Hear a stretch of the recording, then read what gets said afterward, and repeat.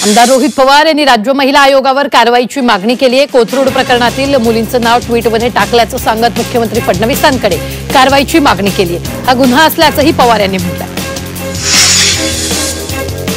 हे सरकार मतांची चोरी करून दुसऱ्यांचे पक्ष चोरून सत्तेत आले, लोकांचं प्रेम आणि जनाधार मिळवून हे सरकार सत्तेत आलेलं नाही अशी टीका भास्कर जाधव यांनी केली। तसंच राहुल गांधी यांच्या मताशी मी 100% सहमत असल्याचंही भास्कर जाधव यांनी म्हटलं।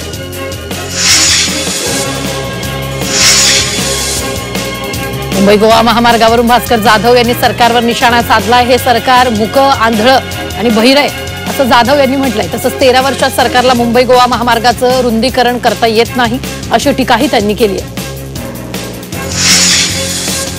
आमच्यात कुठेही कुरघोड्या नाहीत आणि असल्या तरी त्या जिवंतपणाचं लक्षण आहे असं विधानमंत्री उदय सामंत यांनी केलं। तसंच आम्ही महायुती म्हणूनच निवडणूक लढवणार आणि महायुती म्हणूनच विजयी होणार असा निर्धारही त्यांनी केला। राहुल गांधी यांची वयाची 60 नाही पण बुद्धी नाठी झाली आहे अशी खोचक टीका शिवसेना प्रवक्त्या ज्योती वाघमारेंनी राहुल गांधींवर केली। तसंच राहुल गांधी यांनी दाखवलेला डेटा खोटा आहे असंही वाघमारेंनी म्हटलंय। दाभोळकर हत्या प्रकरणातील दोषींना शिक्षा रद्द करण्याची मागणी केली आहे। आपल्या विरुद्ध कोणतेही ठोस पुरावे नाहीत। मुंबई उच्च न्यायालयात युक्तिवाद करताना त्यांना हा दावा करत शिक्षा रद्द करण्याची मागणी केली आहे। वसई विरार महापालिकेचे माजी आयुक्त अनिल पवार यांनी ईडी समोर स्पष्टीकरण दिले। कोणत्याही गैरव्यवहाराशी संबंध नाही, गैरप्रकार झालेल्या बांधकामांचा कालावधी आपण आयुक्तपदाची सूत्र हाती घेण्याआधीचा होता असं पवार यांनी म्हटलंय। मुंबईमध्ये काँग्रेसच्या नवनियुक्त जिल्हाध्यक्ष आणि तालुकाध्यक्षांचे 2 दिवसीय निवासी शिबिराचं आयोजन करण्यात आले। प्रांताध्यक्ष हर्षवर्धन सपकाळ यांनी शिबिराचं उद्घाटन केलं। तसंच रमेश चेन्नीथला यांनी व्हिडिओ कॉन्फरन्सच्या माध्यमातून संवाद साधला। राज्यात गुंडागर्दी, अपहरण, खून कसं करायचं याचं विश्वविद्यालय शरद पवारांच्या नेतृत्वाखाली रोहित पवार चालवत आहे अशी गंभीर टीका आमदार सदाभाऊ खोत यांनी केली आहे। तसंच राज्यात राष्ट्रवादी पुरस्कृत आणि रोहित पवार समर्थन सुरू असलेली गुंडागर्दी मुख्यमंत्र्यांनी ठेचून काढावी अशी मागणीही आमदार खोत यांनी केली। भारताचे सरन्यायाधीश भूषण गवई यांनी सरकारी बंगला निर्धारित मुदतीपूर्वी सोडणार असल्याचं जाहीर केलंय। सरन्यायाधीश पदाची मुदत संपल्यानंतर गवई यांना सरकारी निवासस्थान रिक्त करण्यासाठी दिलेल्या कालावधीत ते बंगला सोडतील असं त्यांनी स्पष्ट केलं। नवी मुंबईत नारळी पौर्णिमेनिमित्त विविध कार्यक्रमांचं आयोजन करण्यात आलं। आगरी कोळी नागरिकांनी या विशेष कार्यक्रमाचं आयोजन केलं। यावेळी संगीत, नृत्य, पोशाख, भाषा आणि खाद्य संस्कृतीची सांगड पाहायला मिळाली। राज्य सरकारनं नारळी पौर्णिमेनिमित्त सुट्टी जाहीर केली, मात्र महाविद्यालयातील प्रवेश प्रक्रिया सुरू राहणार असल्याचं सीईटीनं स्पष्ट केलंय। त्यामुळे प्रत्यक्ष महाविद्यालयात जाऊन प्रवेश घेण्याचं आवाहन सीईटी कडून विद्यार्थ्यांना करण्यात आलं। मध्य रेल्वेनं विविध कारणांसाठी दादर रत्नागिरी रेल्वेगाडीची सेवा बंद केली होती। त्यामुळे दादर रत्नागिरी रेल्वेगाडी तसंच त्वरित सुरू करण्यासाठी प्रवासी एकवटलेले। ही रेल्वेगाडी सुरू होण्यासाठी 15 ऑगस्ट रोजीपासून लाक्षणिक उपोषण करण्याचा इशारा रेल्वे प्रवाशांनी दिला। ऑगस्ट महिन्यातील सलग सुट्ट्या आणि सणांच्या निमित्तानं मुंबईहून नागपूर, कोल्हापूर, मडगाव दरम्यान 12 विशेष रेल्वेगाड्या चालवण्याची घोषणा करण्यात आली आहे। त्यामुळे रक्षाबंधनानिमित्तानं बहीण भावाचा प्रवास सुकर होणार आहे। त्याचबरोबर स्वातंत्र्य दिनाच्या पार्श्वभूमीवर सलग सुट्ट्यांमुळे बाहेरगावी जाणाऱ्यांनाही दिलासा मिळाला। मुंबईतील रेल्वे रुळाजवळ सीसीटीव्ही कॅमेरे बसवण्याचा निर्णय मध्य रेल्वे प्रशासनानं घेतलाय। प्रवाशांची होणारी लूट, अतिक्रमणाच्या समस्या रोखण्यासाठी सीसीटीव्ही कॅमेरे बसवण्यात येतील। त्यासाठी महत्त्वाच्या 7 ठिकाणांची निवड करण्यात आली आहे। मुंबईतील छत्रपती शिवाजी महाराज आंतरराष्ट्रीय विमानतळ आणि प्रस्तावित नवी मुंबई आंतरराष्ट्रीय विमानतळाला जोडणारा मेट्रोचा गोल्ड लाईन मार्ग दृष्टीपथात आलाय। शासनाच्या निर्देशानुसार सिडकोने या महत्त्वाकांक्षी मार्गाचा डीपीआर अर्थात सर्वसमावेशक प्रकल्प अहवाल तयार करून तो शासनाला सादर केला।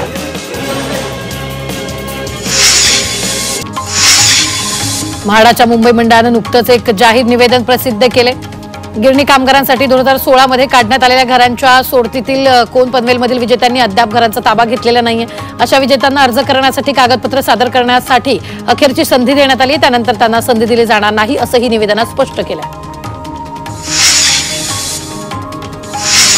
म्हाडाच्या मुंबई मंडळाच्या अखत्यारीतील 149 दुकानांच्या विक्रीची प्रतीक्षा अखेर संपुष्टात आली आहे। त्यानुसार 149 दुकानांच्या ई लिलावासाठीची नोंदणी, अर्ज, विक्री, स्वीकृती प्रक्रियेला सुरुवात होणार आहे। तर 29 ऑगस्टला ई लिलावाचा निकाल जाहीर केला जाईल। या ई लिलावात मुंबई मंडळाच्या बोलीपेक्षा सर्वाधिक बोली लावणाऱ्या अर्जदार दुकानांसाठी विजेता ठरणार असून त्या पात्र विजेत्याला दुकानाचं वितरण केलं जाणार आहे।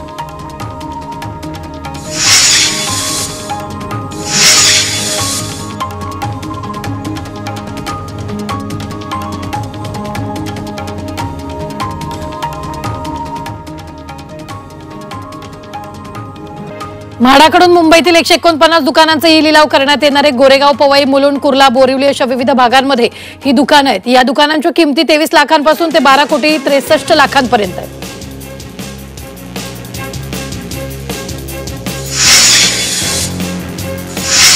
मुंबईतील अनधिकृत बांधकामाविरोधात कारवाई करण्यासाठी MMRDA कडून अधिकाऱ्यांची नियुक्ती करण्यात आली। यामुळे अनधिकृत बांधकामांना चाप बसणार आहे। या कारवाईमुळे मुंबईसह कल्याण, भिवंडी, अंबरनाथ, बदलापूर, पालघर आणि अलिबागमधील अनधिकृत बांधकामांनाही आळा बसण्याची शक्यता आहे।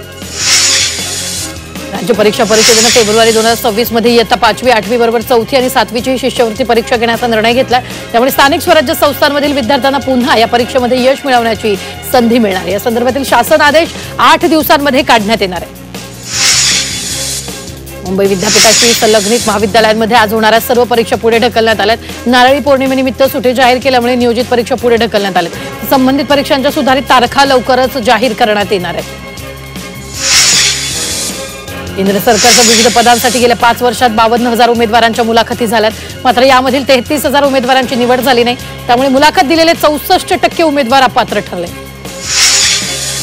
मुंबईत अवयवदानासंदर्भात जनजागृती वाढावी यासाठी विशेष मोहीम राबवण्यात येते। राज्यात विविध अवयवांसाठी 9,000 रुग्ण अवयवदात्यांच्या प्रतीक्षेत आहेत। यामध्ये मूत्रपिंडाच्या प्रतीक्षेत असलेल्या रुग्णांची संख्या सर्वाधिक आहे। अनंत चतुर्दशीच्या दिवसाची सुट्टी रद्द करण्याच्या राज्य सरकारच्या निर्णयाला गणेशोत्सव समितीने विरोध केला।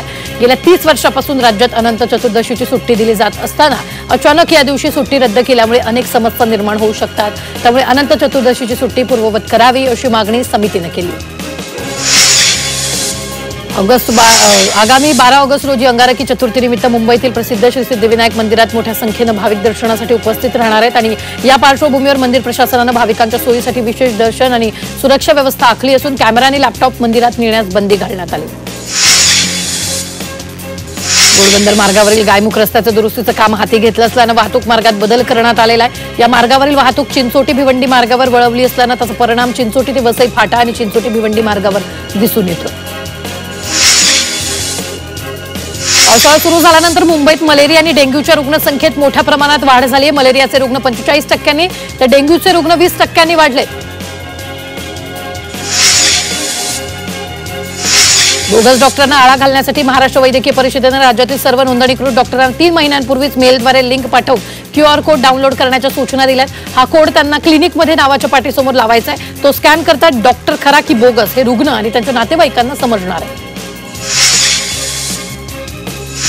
राज्यात इन्फ्लुएन्झा विषाणूचा प्रादुर्भाव वाढलाय। मुंबईत इन्फ्लुएन्झाचे सर्वाधिक 211 रुग्ण आढळले, तर ठाणे 3ऱ्या क्रमांकावर। त्यामुळे नागरिकांना खबरदारी घेण्याचं आवाहन करण्यात आलंय। पालघरमधील महाराष्ट्र प्रदूषण नियंत्रण मंडळाची संयुक्त बैठक मनसेने उधळून लावली आहे। या बैठकीत मनसे पदाधिकाऱ्यांनी जाऊन नुसता बैठका नको तर प्रदूषण करणाऱ्या कारखान्यांवर कारवाई करा अशी मागणी केली। या प्रकरणी पोलिसांनी मनसे पदाधिकाऱ्यांना अटक करत त्यांच्यावर कारवाई केली। भिवंडी महानगरपालिका कार्यालयात आमदार रईस शेख यांच्याकडून धरणं आंदोलन करण्यात आलं। शहरातील अपूर्ण विकास कामं आणि अपघातांमुळे संतप्त होत रईस शेख यांनी आंदोलन केलं। त्याचबरोबर अधिकाऱ्यांवर आणि ठेकेदारांवर कारवाई करण्याची मागणी करण्यात आली। कल्याण डोंबिवली महापालिकेकडून 15 ऑगस्ट स्वातंत्र्य दिनानिमित्त जय्यत तयारी करण्यात येते। महापालिकेच्या शाळांमध्ये विविध स्पर्धाही सुरू करण्यात आल्या।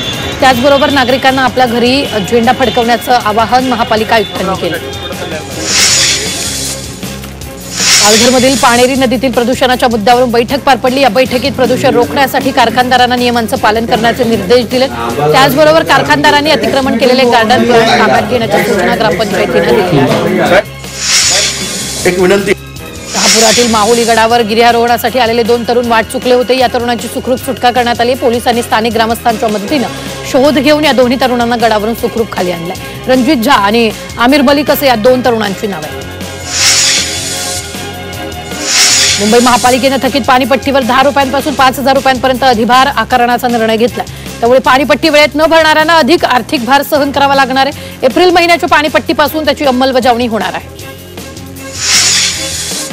देशातील पहिली 30 सायबर कमांडोची तुकडी तयार झालेली। संरक्षण क्षेत्राच्या तांत्रिक मागण्या पूर्ण करण्यासाठी या कमांडोंचा उपयोग होणार आहे। युद्धाच्या वेळी तंत्रज्ञान आधारित काम कसं करायचं याबाबत या सायबर कमांडोला प्रशिक्षण देण्यात येईल। मुंबई महापालिकेने गाई म्हशींचे गोठे हद्दपार करण्याची प्रक्रिया सुरू केली। त्यामुळे महापालिकेकडून गोठे मालकांना स्थलांतरासाठी नोटीस बजावण्यात येणार आहे। तर या संदर्भात महापालिका मुख्यालयात विशेष बैठक पार पडली।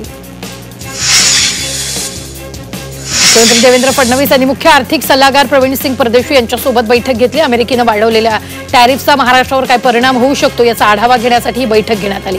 या बैठकीत जीडीपी, रोजगार, वाणिज्य या महत्त्वाच्या मुद्द्यांवर प्राथमिक चर्चा करण्यात आली। डीजे आणि लेझर लाईट बद्दल नियमांचं उल्लंघन झाल्यास राजकीय नेत्यांना आणि प्रशासनाला जबाबदार धरणारे सुमोटो दाखल करण्याचं पत्र नागरिकांनी सरन्यायाधीश भूषण गवई यांना दिलं। डीजे, लेझर लाईट बंदीच्या अंमलबजावणीसाठी नागरिकांनी हे भूषण गवई यांना पत्र दिलं। निवडणूक महापालिकेकडून अतिक्रमणाविरोधात कारवाई करण्यात आली। यावेळी अतिक्रमण हटवताना काही नागरिकांनी अधिकाऱ्यांशी वाद घातला तर काही नागरिकांनी या मोहिमेला पाठिंबा दिला। तर ही कारवाई इतर प्रभागांमध्ये करण्यात येणार आहे। दादर स्थानकात गुटख्याची बेकायदेशीरपणे वाहतूक केल्याप्रकरणी कारवाई करण्यात आली। या कारवाईत 6.5 लाखांचा गुटखा जप्त करण्यात आला। या प्रकरणी एका व्यक्तीविरोधात गुन्हा दाखल करण्यात आलेला आहे। मुंबईतील पुनर्विकसित इमारतीतील 18 घरांवर कब्जा करणाऱ्यावर म्हाडानं गुन्हा दाखल केला। या 18 घरांवर 21 व्यक्तींनी बोगस कागदपत्रांच्या आधारे कब्जा केला होता। अंबरनाथमध्ये किराणा दुकानात चोरीची घटना घडली। चोरट्याने दुकानाचं शटर तोडून 20,000ची रोकड आणि इतर साहित्य घेऊन चोरटे पसार झाले। चोरीची घटना सीसीटीव्ही चित्रित झाली। या प्रकरणी पोलिसात तक्रार दाखल करण्यात आली। उल्हासनगरच्या कॅम्प 3 मधील हनुमान मंदिरात चोरी करणाऱ्याला चोरट्याला पोलिसांनी जेरबंद केले। या कारवाईत पोलिसांनी आरोपीकडून 3,000ची रोकड, 3 मोबाईल फोन आणि चोरीसाठी वापरण्यात आलेली दुचाकी जप्त केली। उल्हासनगरात हत्या केल्याप्रकरणी 6 आरोपींना अटक करण्यात आली। जुना वाद मिटवण्यासाठी गेला असताना एका तरुणावर टोळक्यानं धारदार शस्त्रानं वार करून त्याची हत्या केली होती। या प्रकरणी पोलिसांनी 6 आरोपींना अटक केली असून या आरोपींना 11 ऑगस्टपर्यंत पोलीस कोठडी सुनावली। भारताचा सलामीवीर यशस्वी जयस्वालनं इंग्लंड विरुद्ध चमकदार कामगिरी केली। मात्र यशस्वी जयस्वालला देशांतर्गत क्रिकेटमध्ये मुंबई संघाला सोडून दुसऱ्या संघाकडून खेळायचं होतं। मात्र रोहित शर्माच्या सांगण्यावरून यशस्वीनं निर्णय बदलला अशी माहिती मिळते। मुंबईनं तुला व्यासपीठ दिल्यानं तू कमी वयात आंतरराष्ट्रीय क्रिकेटमध्ये चमकदार कामगिरी करतोय असं रोहितने यशस्वीला सांगितलं। उत्तर प्रदेशचे मुख्यमंत्री यांच्या जीवनावर आधारित Ajay the untold story of the Yogi सिनेमाला प्रमाणपत्र देण्यास नकार दिल्यानं मुंबई हायकोर्टानं सीबीएफसीची कानउघडणी केली। सिनेमा न पाहताच प्रमाणपत्र न देण्याचं कसं ठरवलं? सिनेमात काय आक्षेपार्ह आहे ते सांगा, मात्र मुख्यमंत्र्यांच्या कार्यालयातून ना हरकत प्रमाणपत्र आणण्याचा आग्रह धरू नका असं न्यायालयानं संतापत म्हटलंय। महाराष्ट्र मनोरंजन शुल्क कायद्यातील 2014च्या दुरुस्तीची घटनात्मक वैधता उच्च न्यायालयानं कायम ठेवली आहे। या दुरुस्तीने राज्य सरकारला चित्रपट तिकिटांची ऑनलाईन बुकिंग सुलभ करण्यासाठी सिनेमा मालक किंवा बुक माय शो सारख्या डिजिटल व्यासपीठांकडून आकारला जाणारा 10 रुपयांपेक्षा जास्त सुविधा शुल्कावर मनोरंजन अधिभार आकारण्याची परवानगी दिली होती। न्यायालयानं हा निर्णय योग्य ठरवला।